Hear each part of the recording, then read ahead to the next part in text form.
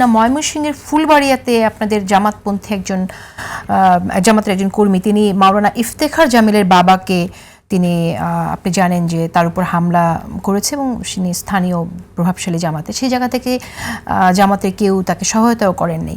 তো এই বিষয়টি সামনেও আসতো না যদি ইফতেখার জামিল নিজে পোস্ট না দিতেন, তাহলে আসলে কি দাঁড়াচ্ছে? আপনারা ইসলামিক সেন্টিমেন্ট নিয়ে কথা বলছেন, ইসলামের রাজনীতি করছেন, কিন্তু আরেকজন আলেমের উপর আপনারা হামলা করছেন, কি অর্থ দাঁড়ায়? খারাপ সবার জন্য খারাপ। জামাত করলো যেটা খারাপ হবে, বিএনপি করলো সেটা খারাপ হবে।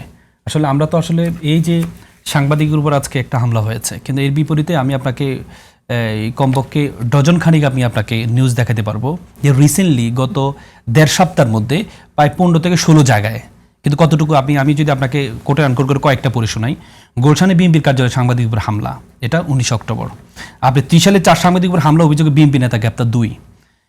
কালের কণ্ঠে বিএনপি নেতার বিরুদ্ধে সাংবাদিকের উপর হামলা। আমি এগুলো বলার উদ্দেশ্য হচ্ছে এইজন্য যে ও তারা করছে যেহেতু সেজন্য আমরা আমি সেটা বলছি না। আমি বললাম খারাপ, আমি বললাম খারাপ, যার জন্য খারাপ সবার জন্য খারাপ, যেটা অপরাধ সবার জন্য অপরাধ।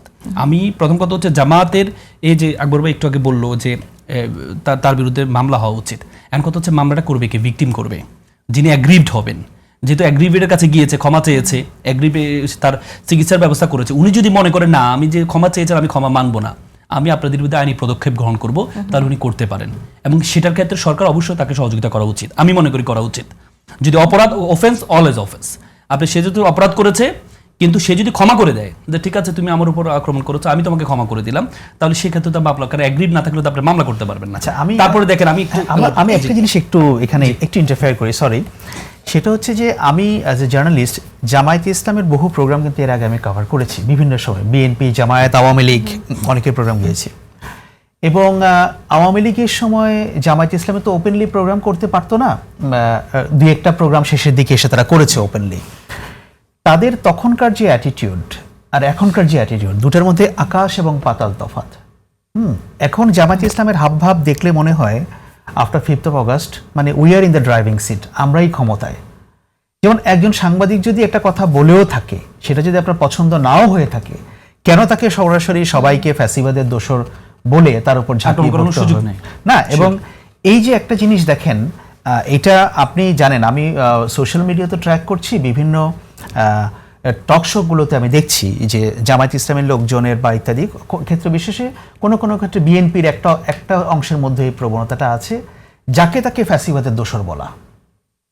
আপনি যদি যাকে তাকে ফ্যাসিবাদের দোষর বলেন, তাহলে তো আপনি পুরো একটা বড় অংশকে আপনি সাইডলাইন করে ফেলবেন শুধু ফ্যাসিবাদের পক্ষে বলে, যেটা আওয়ামী লীগ একসময় করেছিল। যে আপনি আচ্ছা জিনিসপত্রের দাম বেড়েছে, আপনি যদি প্রতিবাদ করেন বলতো আচ্ছা যুদ্ধাপরাধীর বিচার চায় না, প্রশ্নপত্র ফাঁস হয়েছে এই কথা বললে যুদ্ধ অপরাধের বিচার চায় না, রাজাকার। এখন তো রানা প্লাজার ধর্ষণের সময়ও তো বলছে যে ব্যাপারটা ঠিক ওরকম দাঁড়িয়েছে যে কেউ যদি একটু আউট অফ দ্য বক্স কথা বলে তাকে বলা হচ্ছে সে ফ্যাসিবাদের দোষর অথবা ভারতের দালাল। হ্যাঁ, এত সস্তা ব্যাপার, জিনিসটাকে তো এত সস্তা বানিয়ে ফেলাটা ঠিক না। সেটা আমি বলছি যে আপনাদের এই আচরণগত পরিবর্তনটা কেন?